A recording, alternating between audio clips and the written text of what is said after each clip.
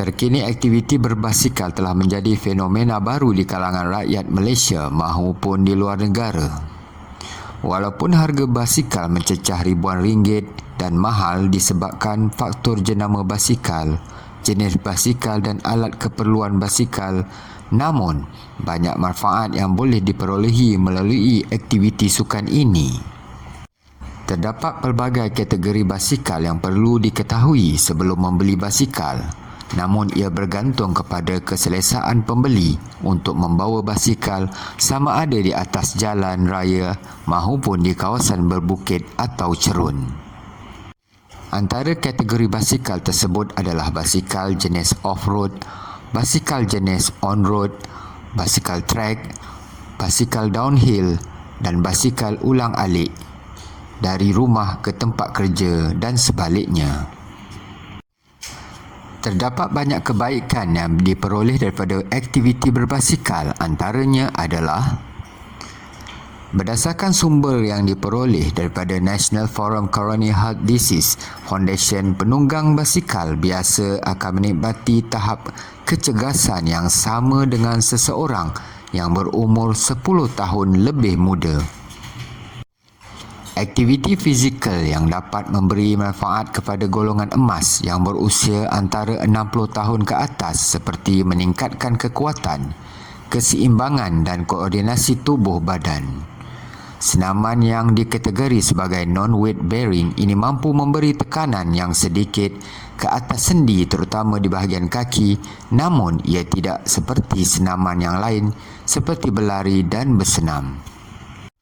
Kajian yang dilakukan oleh British Heart Foundation berbasikal sebanyak 32 km selama seminggu akan mengurangkan risiko terhadap penyakit jantung jika dibandingkan dengan mereka yang tidak melakukan sebarang aktiviti senaman. Kekerapan menunggang basikal akan menjadikan tubuh semakin sihat. Kehilangan lemak di badan akan mencapai perubahan keseimbangan tenaga.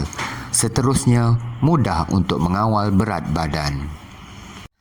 Aktiviti fizikal ini dapat mengurangkan risiko mengalami penyakit kanser.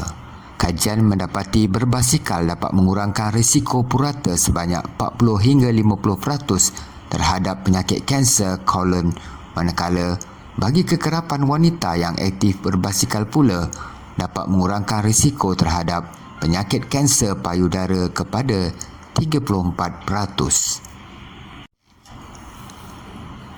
Aktiviti ini dapat menghasilkan perubahan sikap yang luar biasa seperti memperoleh keyakinan diri, mengimbangi tekanan serta menikmati kehidupan yang lebih sejahtera. Gangguan seperti sukar tidur, mengalami keletihan serta pengambilan ubat-ubatan juga kurang berlaku dalam kehidupan seharian.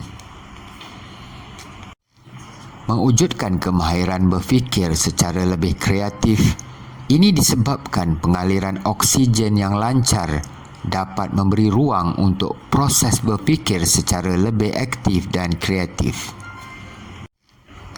Aktiviti berbasikal juga akan mengeluarkan hormon endorfin sekaligus mengusir keluar segala perasaan negatif terutama stres yang ada dalam diri.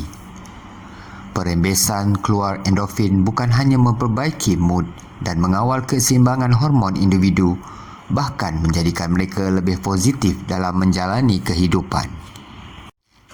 Berbanding senaman lain, berbasikal tidak memberikan tekanan kepada sendi atau tulang rawan.